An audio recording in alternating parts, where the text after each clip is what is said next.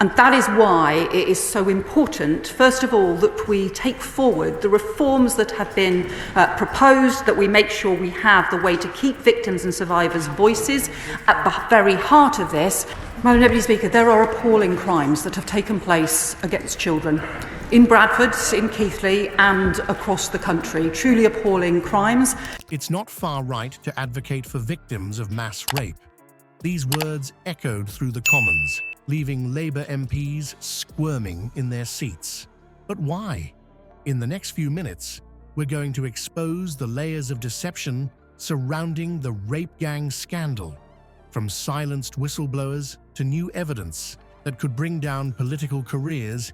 This is a story of corruption that reaches the highest levels of government.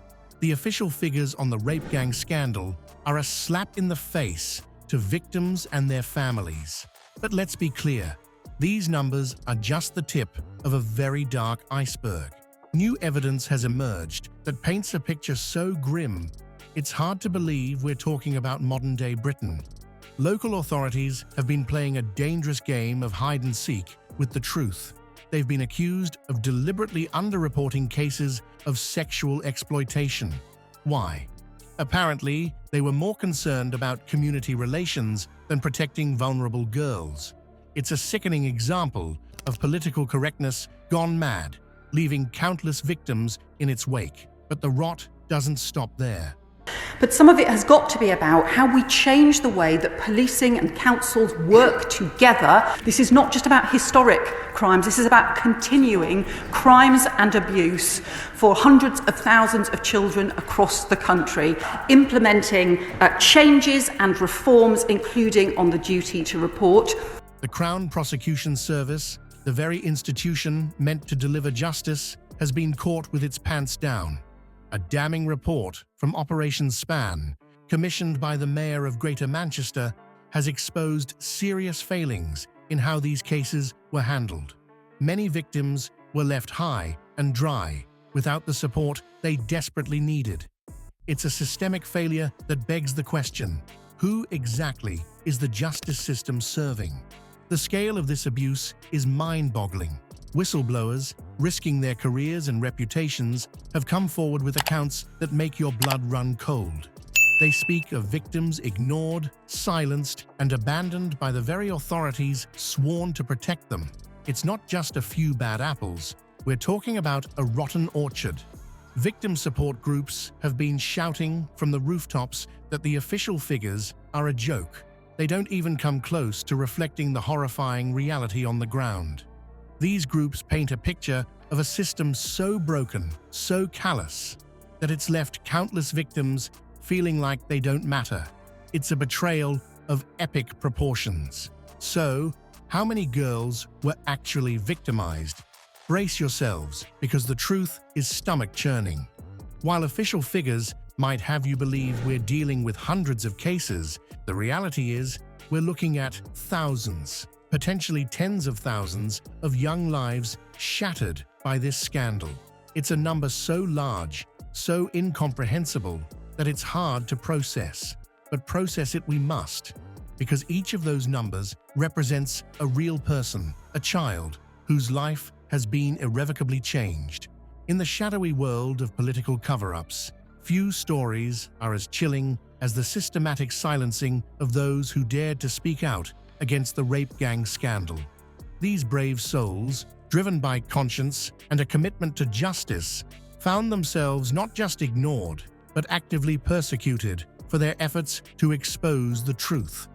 The tactics used to silence these whistleblowers were as varied as they were insidious. Local authorities and police forces, more concerned with maintaining a facade of control than protecting vulnerable children, wielded their power like a cudgel. Careers were derailed, reputations smeared, and lives upended, all in service of keeping the lid on a scandal that threatened to shake the very foundations of British society. But who were these whistleblowers? They came from all walks of life: social workers, police officers, community leaders, united by their unwavering commitment to the truth. They saw the horrors unfolding before them and refused to look away. Yet for their courage, they faced a barrage of threats both overt and subtle. One whistleblower, speaking on condition of anonymity, summed up the experience. "Never again can people be silenced in that way. It's a stark reminder of the personal cost of speaking truth to power." The media, too, played its part in this sordid affair. Instead of championing these truth-tellers, many outlets chose to parrot the official line, portraying whistleblowers as troublemakers or conspiracy theorists. This negative coverage served to isolate those brave enough to come forward, creating a chilling effect that discouraged others from following suit. But perhaps the most disturbing aspect of this cover-up is the web of complicity that extends to the highest levels of government. Politicians, more concerned with preserving their careers than protecting children, turned a blind eye to the mounting evidence. Some even actively participated in discrediting whistleblowers, using their influence to bury reports and silence dissent. The result? A culture of fear and silence that allowed the abuse to continue unchecked for years. It's a damning indictment of a system that prioritizes image over justice, political expediency over the welfare of the most vulnerable members of society. The time for half measures and political hand-wringing is over. A full statutory public inquiry isn't just necessary, it's the only path forward if we're serious about uncovering the truth and delivering justice. Victim advocacy groups are demanding it, and for good reason. They know that without this level of scrutiny, the voices of those who suffered will continue to be drowned out by the machinery of bureaucracy and cover-ups. But let's be clear, this isn't about scoring political points or settling old scores. This scandal cuts across party lines, exposing a rot at the heart of our institutions. It's about protecting the most vulnerable in our society, the children who were failed so catastrophically by those meant to safeguard them. The victims deserve more than platitudes and empty promises. They deserve to have their experiences heard, acknowledged, and acted upon.